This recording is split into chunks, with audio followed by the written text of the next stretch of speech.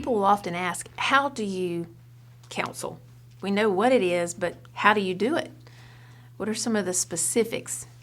Well, I want to talk to you about that here in the idea of structuring the work. How do you structure the work of counseling? You, as we talk, think about who it is currently that you're ministering to. And it could be a family member, it could be someone in your church, it could be a coworker. If you are in some type of counseling work, it may actually even be a client or a church member. Think about some of those specific scenarios as I talk about structuring the work.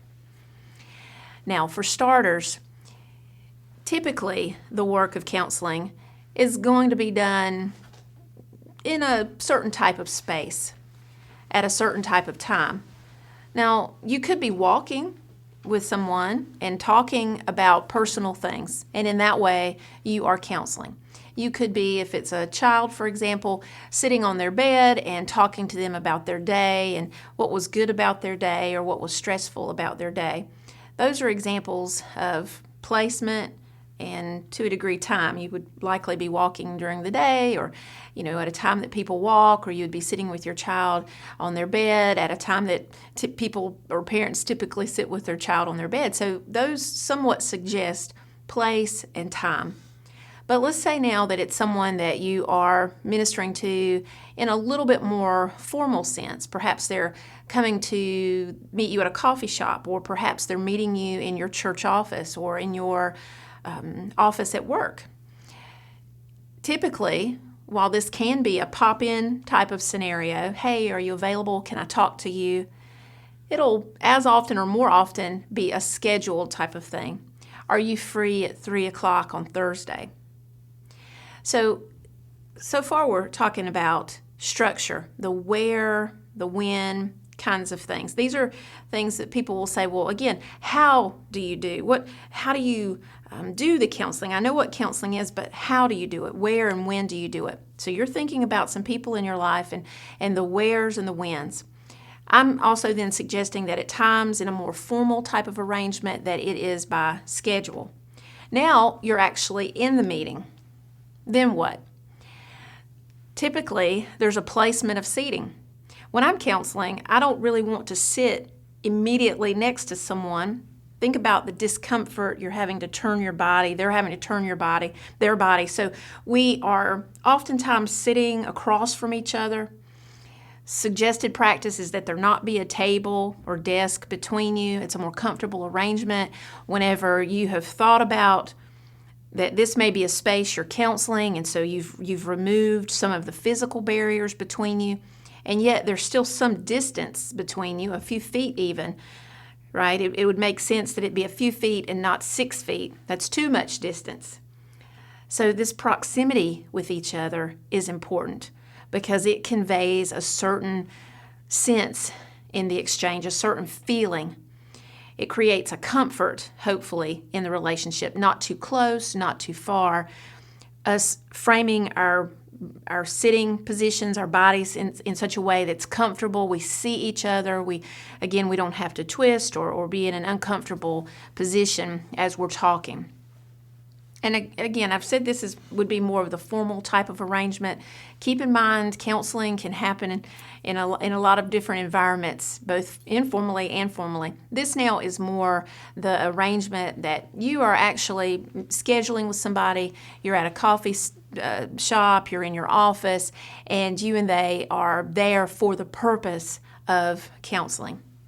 So you'll see said in counseling literature these types of things: placement, body posturing, right? Your nonverbal presence in the work, right? So I'm not typically going to sit like this either, hunched over, having a certain look on my face. I want to be comfortable in my posture as well. So typically you're sitting.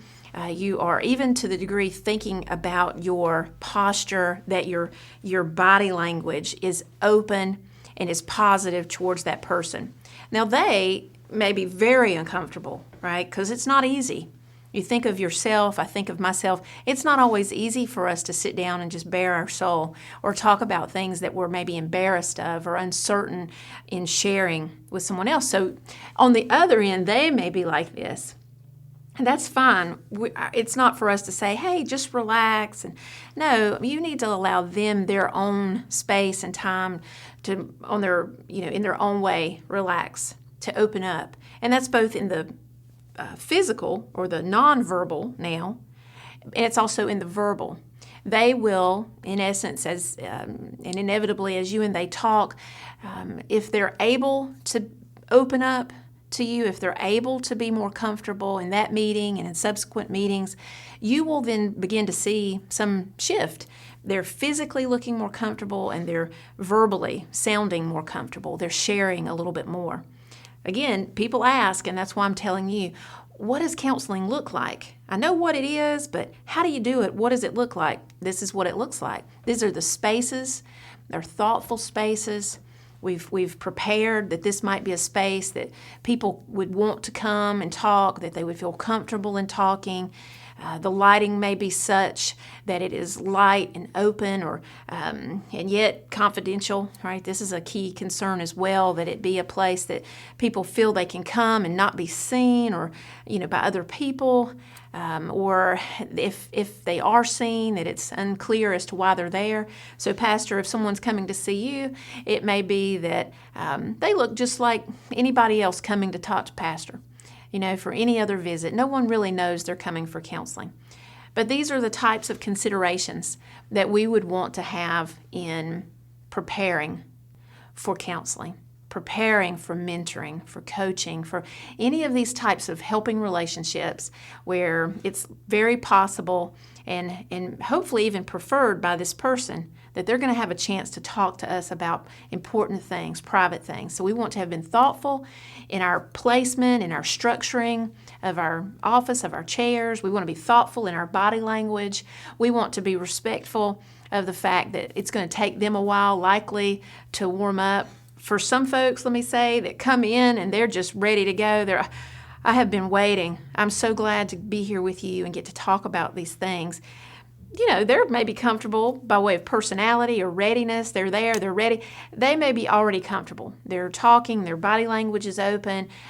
So it's, obviously it's going to vary per person, but at least you and I have done the work of thoughtfully planning the space, of working with them to schedule a time that's reasonable for them and for us to meet. We're then typically thinking about the length of a meeting.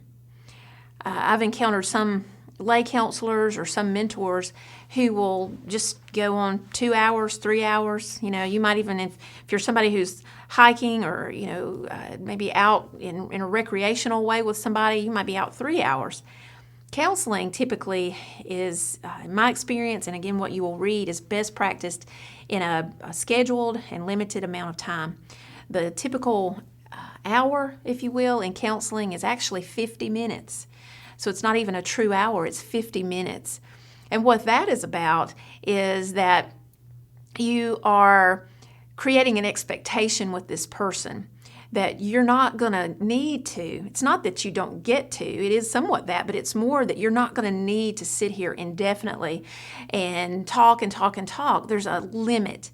And so that you're going to be able to get back to your day. That you and I have an expected amount of time that we're going to work. That's going to encourage us both to make the best use of our time. So again, in professional counseling circles, a standard hour is 50 minutes. That also serves the purpose of allowing me a little time on the back end of that to catch my breath, to maybe jot down a note about what we discussed, and I put that in a confidential file and put that away in a locked cabinet typically. But those extra 10 minutes allow me some time to reset for my next appointment. So I think it's well-meaning for us when we allow an appointment to go on, or informal or formal. It's well-meaning. We're wanting to help people. But there is definitely some reasoning and purpose in managing that time such that the person on the other end, the client, knows what to expect. So now we've discussed placement, we've discussed length of time, I'm certainly giving a nod there to the reality that sometimes it does stretch over.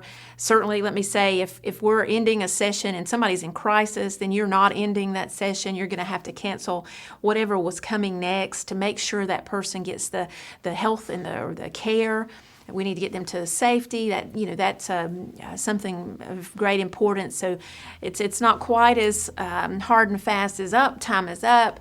That's it for the day. There absolutely needs to be good sense given and good care given to someone who's in crisis, and that will likely mean involving some other people to make sure that they are safe and are able to move on to the next part of their day. We're not discussing in this talk necessarily crisis care, but certainly in instances if someone is in crisis, that may be even partnering with them and their family to perhaps even go to the hospital in a worst case scenario where they need that sort of emergency care. So again, not talking about that, but I didn't want to leave off with you wondering, well, then what? The most typical then what is that you're scheduling for another meeting. And that may be a week out, 2 weeks out. That can vary widely, but that's, again, a quick overview of what counseling can look like in terms of structure and in terms of timing, in terms of us being thoughtful about having prepared a space, having presented ourselves in a way that is inviting to them, is trustworthy, is comfortable to them, and then also us allowing the reality that they're going to typically need time to warm up to us, to warm up to what we're doing together, that we're talking about very personal, private things, and that certainly can take some time to warm up to. So as you're thinking about the people in your life, notice that they are positioning themselves to talk with you in a certain way. Work to match that. Work to position yourself in a comfortable way. Really guard against having your back turned, doing the dishes and your kid is over there and you're talking to your kid. And that's good. It's good. You're in the kitchen together. That's great. But what if you turn to that child? What if you let the dishes wait and you turn to that child? You've got my attention. I'm listening. What if you turn to your spouse in bed, say, for example, and instead of shoulders over to the other side, yeah. Okay, good night. What if you turn, talk to me. I want to hear a little bit of what's on your mind before we go to bed tonight. That positioning there in your personal life changes things. Now go to your mentoring, to your pastoral counseling, to your professional counseling. Same. That positioning makes a difference. Our tone, our openness, our invitation to that other person to share as they're comfortable changes things. Well, there you go. How is it that we do counseling? These were some of the specifics that I wanted to share with you in this video. I want to talk to you in this video about reluctance, empathy, and goal setting.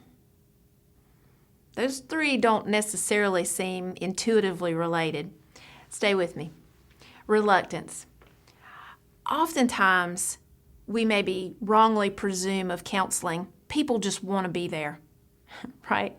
But if you've spent any amount of time with people, you know they're not always wanting to talk about their marriage problems, their addiction, their unfulfilled career goals. They're not wanting to talk about these things, right? They maybe more are stuck in status quo. They're more typically resistant, perhaps, because they're angry. Maybe they're angry at their spouse or they're angry at God that their dreams have been shattered or they have somehow ended up in a relationship or in a career that was not what they expected. So for any number of reasons, people may just not be ready or maybe not want to talk about these problems. Let me bring to thought here teenagers. Perhaps you have a teenager or perhaps you minister to teenagers. Many of them are not known for their openness to talk. For our teenager, we often have to ask if he knows more than one word answers, yes or no. And that's said with love because we're compassionate to him as a teenager. He's not super comfortable talking, and at times, now sometimes he's very talkative, but often he is limited. He doesn't want to say more than just a couple of words. Well, be it that teenager or be it the person that you're mentoring or you're counseling with, that can come across as resistance. I don't want to talk. Perhaps it is resistance. I don't want to talk and I'm not going to talk. But perhaps it's something more. Perhaps it's, this is awkward. I'm not used to having somebody listen to me like this. I'm not used to having somebody care or be non-judgmental. I'm not used to it. Maybe I'm scared. What if you are judging me? What if I say the wrong thing? What if I look dumb? You probably have all the answers. I mean, after all, you're you. You're in your position. You're a pastor. You're a Sunday school teacher. You're a counselor. And you've got all the answers. So what if I look dumb? You see this? You see what I'm doing? I'm encouraging you to think about what might look like resistance. I don't want to do this. Actually, could be fear, could be the unknowing, could be the mistrusting, could be the shame, and could just be age and personality. I'm not comfortable. I don't typically talk a lot. So I'm not hitting every possible scenario, but what I am doing is I'm asking you to think not so much in terms of why is this person shutting down? Why don't they want to talk about their addiction? You know, are they not at rock bottom yet? Maybe they're not at rock bottom. That's often, what we'll say of addiction in particular. They're not at rock bottom. They're not ready to work. Well, don't get me wrong. That, in fact, is sometimes the case. People aren't ready to do the work. But I caution you against what we sometimes do in helping.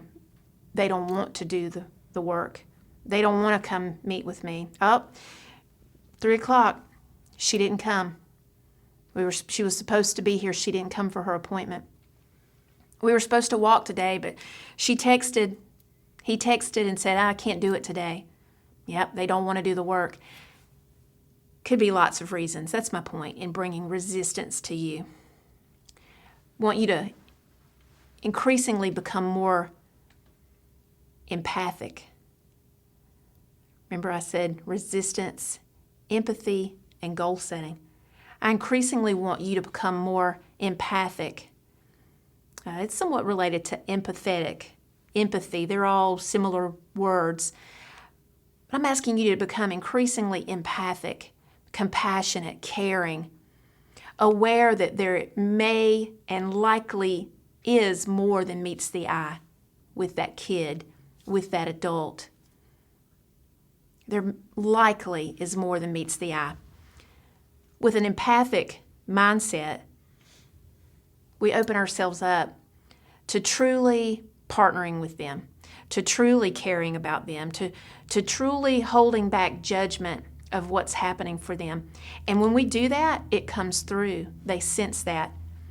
Our kid knows Mom's not after me for just saying no or yes. She's really wanting to know me. She wants to know what's going on in your life. How are you doing? How can I help you? When we're empathic. Again, I'm linking some key thoughts, key words as a definition. Compassionate, open, caring. That's what empathy is. It's non-judgmental. And these qualities come across. So whatever looked like resistance, now we've got some momentum, potentially. I'm not promising overnight success, but I'm saying train yourself, for one, to consider other possibilities. And you can do that, in part, by being more empathic towards that other person's life, towards their experiences, towards what maybe is happening. And in training ourselves this way, we become more compassionate, more open, more caring, less judgmental, and it comes across. So then we can do what? The third thing I mentioned to you for this video is goal setting. Goal setting. What? We go from now having a connection to more realistically being able to talk about, what do you want to work on?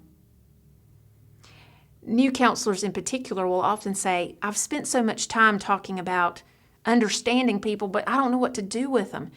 Shouldn't we at some point get to some concretes? How are you going to talk to your wife this week? Here's some 1, 2, 3s. Let's figure it out together. You want to make more time for your writing, for your exercise? Okay, how are you going to do that? The new counselor says, I'm not sure. I've spent so much time training and understanding and listening. I'm not sure of myself when it comes to goal setting.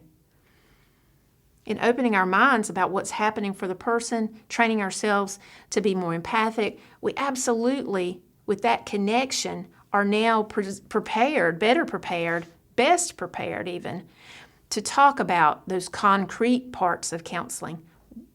What do you want to do? I was listening and you said you want to. Let's start setting some goals. What do you think would be an important first step for you in meeting that goal? Well, I think, you see that? It's not me giving them the goal. We've built a connection, trust, openness. They see that I believe in them. We're now advanced, talking about goal setting, and I'm helping them. I'm facilitating with them their creation of goals. It doesn't mean that I'm totally a silent partner, but I'm giving them the opportunity to take the lead and to set some meaningful goals for themselves. That becomes a process that makes counseling very meaningful. And I should say counseling or even those bedside chats, those kitchen moments, makes them more meaningful, draws us together in family, in ministry, draws us together. So I wanted to talk to you about resistance, empathy or being empathic, and goal setting. And I hope now that you see how it was that I brought those together for you. And I hope you'll actively look for opportunities in your life right now to consider other possibilities than they just don't want to talk about it. They're not ready. There's some more things going on there.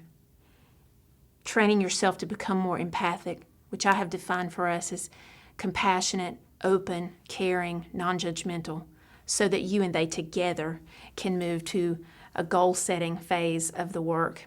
And then this cycle repeats over and over, depending on the relationship, rotates and recycles, if you will, over and over. But study it, will you? Pay attention to the relationships in your life right now and see how it is you can work on considering other possibilities than resistance, training yourself to be more empathic, and working collaboratively with that other person to set meaningful goals. We all have goals that we're trying to accomplish. Sometimes those goals are easy. I want to get a coffee, I'm getting a coffee. Sometimes they're more difficult. I want to lose 20 pounds. I want to go back to school. I want my spouse and I to take a weekend-long retreat. Don't know where the money's going to come from yet, but I want to do it. Those goals can be more difficult because they involve more time, more effort, more resource.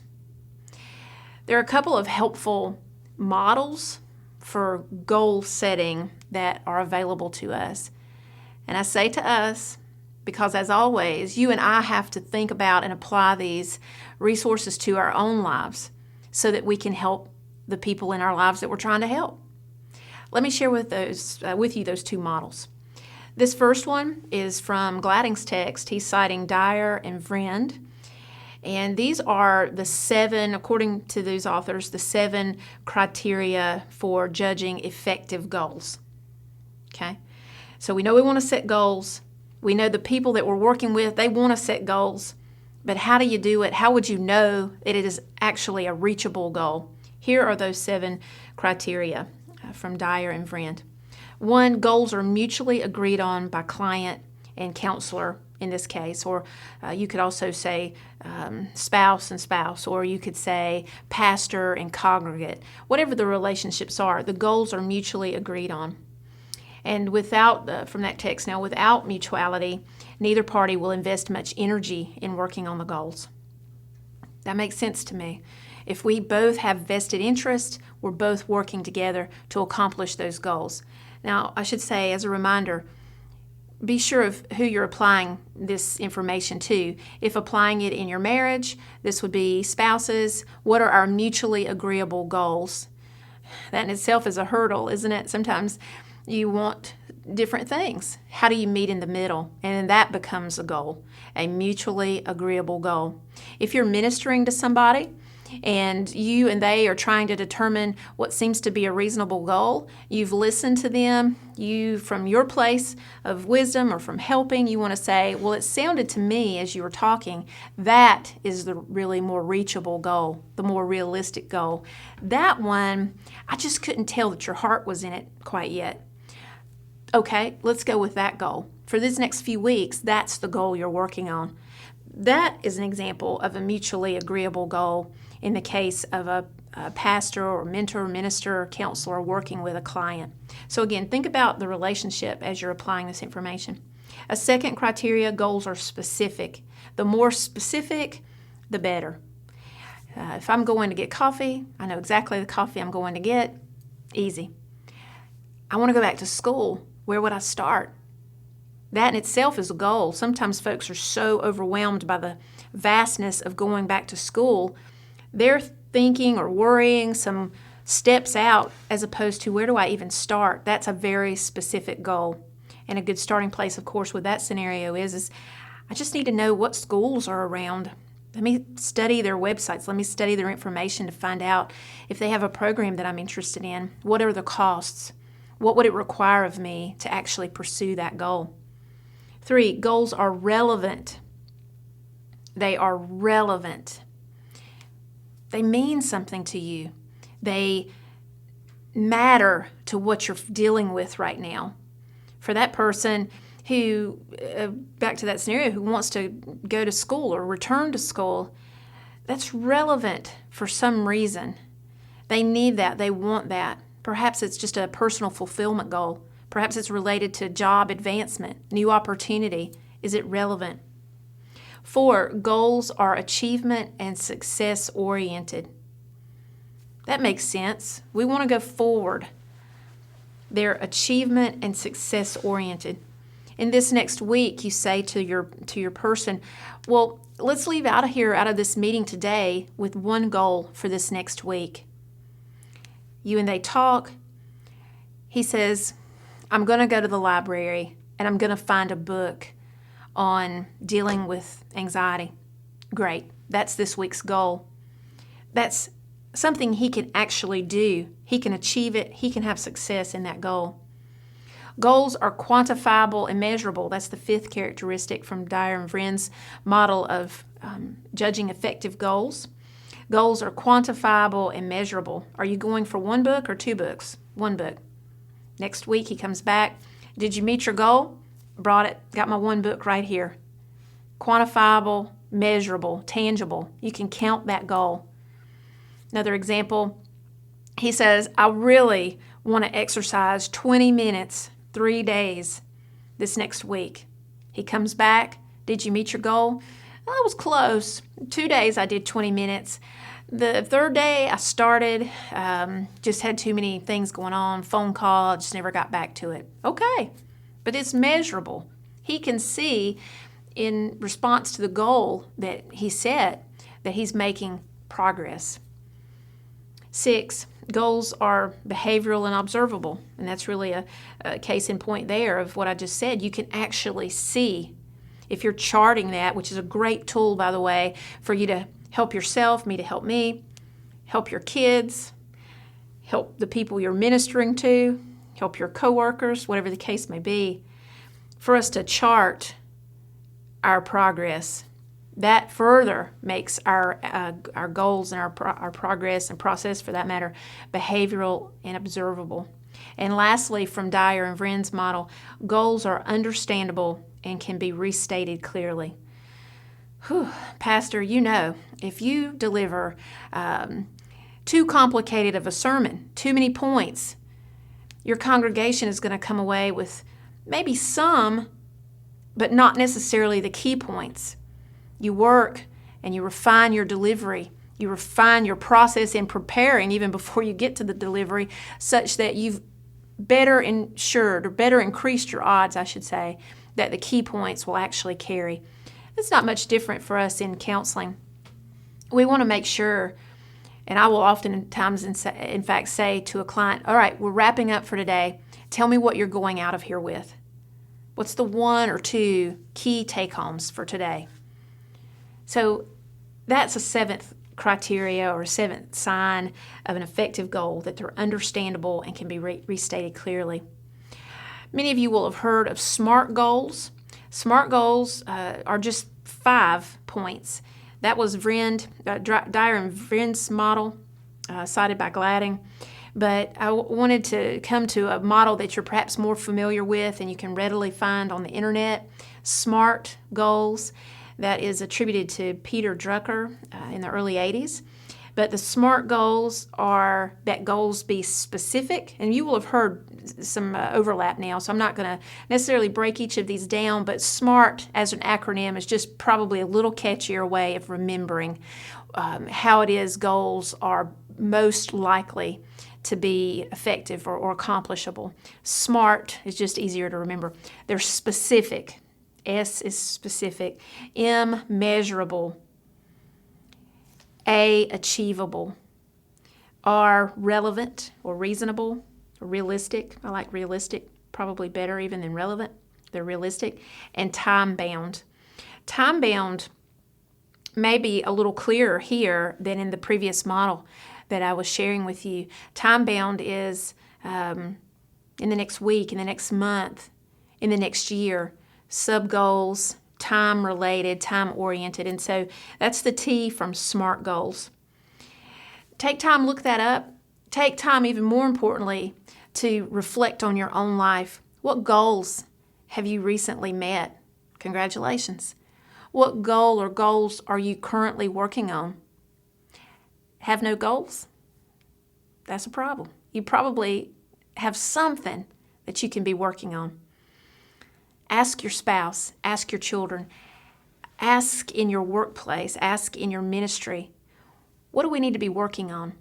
And I almost assure you, you're going to come away with a goal. So apply to yourself these concepts, do some research, certainly pray about what is needed in your life and how you can, in a meaningful, constructive, productive way, start to target and work towards those goals. And you do that so that you can do that with the people that you're ministering to as well. So before you share these great ideas and give them some steps, hey, it sounds like you need some goals. Let me share with you kind of some good goal-making steps. Because by the way, sometimes people are coming to you and they do not know how to strive for. They don't even necessarily know how to formulate a goal. They just know they feel stuck. And you say, let me share this with you. SMART goals. SMART goals. Let's get a little further into that. You've been talking about you want to work on this. Let's start matching up, making this more specific, measurable, achievable, relevant, or realistic, and time-oriented. Wow, changes everything. So you're doing this for yourself so that you can apply that with the people that you're ministering to, and all for the belief and for the hope that you're making progress in your life, and now they too are making progress, and you get to help them make that progress.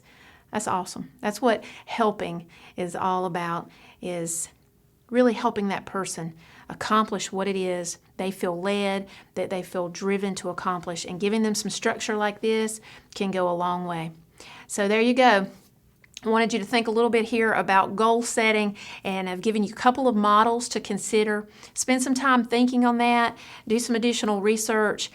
Look at your own life for how it is you've accomplished some goals, how you're currently accomplishing goals, and hopefully and perhaps even use these models in your ministry work in helping those folks as well establish and pursue goals.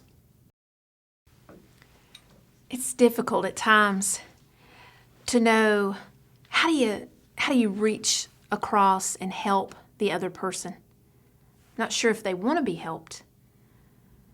We don't know. We don't know because helping people at times can be so such an uncertain ground, such an uncertain circumstance.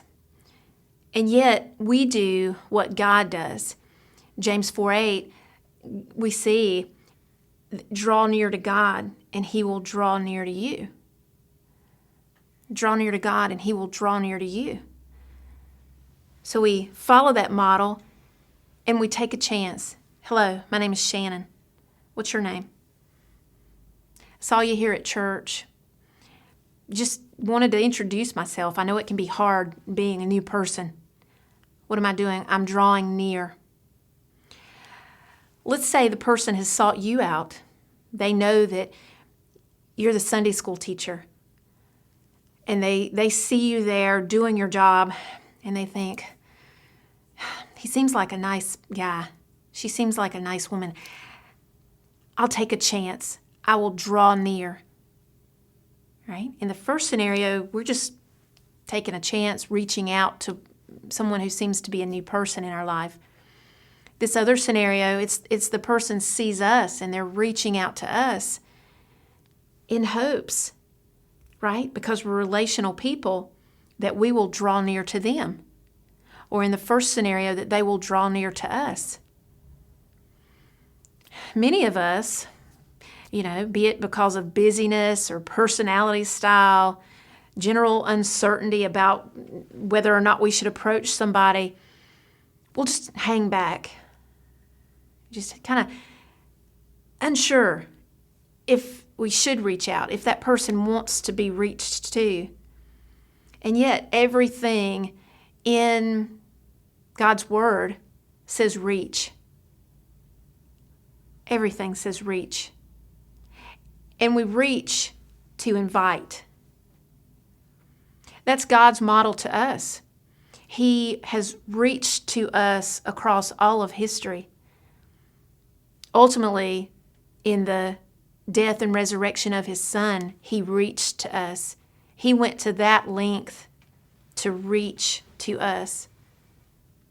You say, but that's God. He's way more comfortable reaching. That's what He does. Now, that's true.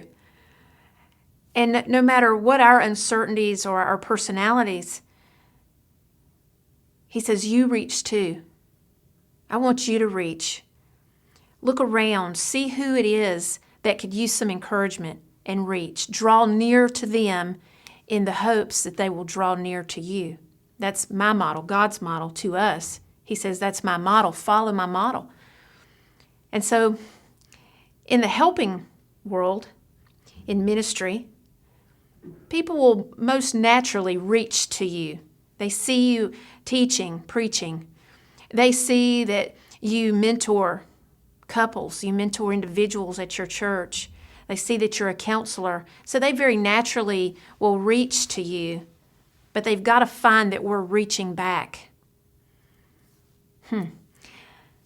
That's also takes time, takes investment on our part, takes us putting down our excuses to reach back.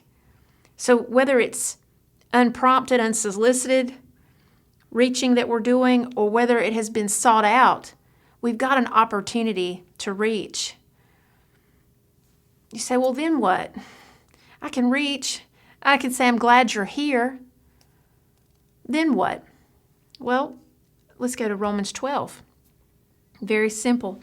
Verse 15. Romans 12:15. Do you know it? Are you saying it right now? Rejoice with those who rejoice, and weep with those who weep. That's a very simple formula that I'm cheering you on here. Draw near to God, and He'll draw near to you. James 4:8. Romans 12:15. Rejoice with those who rejoice. Weep with those who weep. Very simple formula. Reach. And you say, then what? Be with them. What are they doing? Are they rejoicing? Rejoice with them. Are they mourning, grieving, weeping? Weep with them. You say, that's so simple. Yeah. So do it. Do it. In your home right now, there are people that are rejoicing, and you may be just, yeah, great. He got a raise. Great. He got an A on his paper. Great. Add a little something to it. Whoa, that's awesome. So proud of you. What a blessing from the Lord. Rejoice with those that rejoice. They're weeping now. Gets a little harder, doesn't it? Oh, I don't know. I didn't grow up that way. We mostly just let people be. Leave them, let them be, let them process through. And some people do need that. I'm not saying just swoop in and, 911 style. No, if it's a 911 and they're open and you can, yes. If it's an emergency, yes, weep with them right then. But if they say, I don't know, I'm not ready to talk about it, hang back. And then draw near again at the next opportunity. Hey, I just want to come back. How are you doing? Because that shows you're reaching. And yes, you're doing the uncomfortable work right there in your home of weeping with those who weep. In ministry, be it informally through your workplace, a colleague just seeks you out. She knows she can trust you. She says, hey, will you walk with me? And you say, yeah, I'll walk with you. And she starts talking. And you as a woman, as a same age or older, or maybe younger, but you're walking. And she's mourning, she's grieving, she's struggling, and you struggle with her. I'm so sorry. I'm so sorry that this is happening. Talk. I just want to listen to you. I know right now it sounds like you just need an outlet. I'm glad to be that for you. Whew. That's just doing the hard work of mourning, of weeping with someone who's weeping. It's not having all the answers. But it's being available, and it's reaching back to someone who's reaching to you. At home, in ministry, are you drawing near so that they might draw near to you? Are you rejoicing? Are you weeping? It's a simple formula. James 4:8, Romans 12:15. It's a simple formula, but it's up to us to practice it. You'll have to try it for yourself. You'll have to see what happens. Make it an experiment, if you will. Who's the person that God has placed into your path? Who's on your mind? Try it. Draw near to them to see if they will draw near to you. Rejoice, weep as they rejoice and weep. And then wait and see what the opportunities are to further support them. There will likely come other talk, but a very simple formula there in knowing how to reach, how to establish relationship is as God has shown us. Just be willing, reach, and then rejoice with, mourn with, and see what happens. You may say, I've tried that. He won't open up. She won't open up. I hurt with you. That's very frustrating. You will be counseling with someone, same thing. She says, I've tried. Sunday school teacher, pastor, I've tried. Friend, mentor, I've tried. He won't open up. The formula is no less effective. It's still the same effective formula. You say, I know, it's hard. Perhaps you say, I have felt that myself. Let's keep praying for them, okay? And you keep reaching and you keep attempting in hopes that they, in fact, will reach back. It's not promised, but it's worth the effort. It's worth the effort. At some point, if we go farther along in the scenario, someone says, not only are they not reaching, they've just shut me out. Well, I certainly have counseled a number of people in that same predicament over time, and it's that passage really where, Jesus is saying, at some point you shake the dust from your feet. People aren't always going to reach back, but we wanted to have done our due diligence before we called the search off. We wanted to have done our due diligence before we called the search off. And then at that point, maybe you're able to pull back with a little more peace. But until then, you're reaching and you're rejoicing and you're mourning in hopes that something positive happens in that relationship. So that's my encouragement to you. As always, go back and read on these things, pray on these things. James 4:8 and Romans 12:15. Read, pray. Ask the Lord, show me, Lord, how it is I can apply this in my life, both personally and professionally, in ministry. Show me, Lord.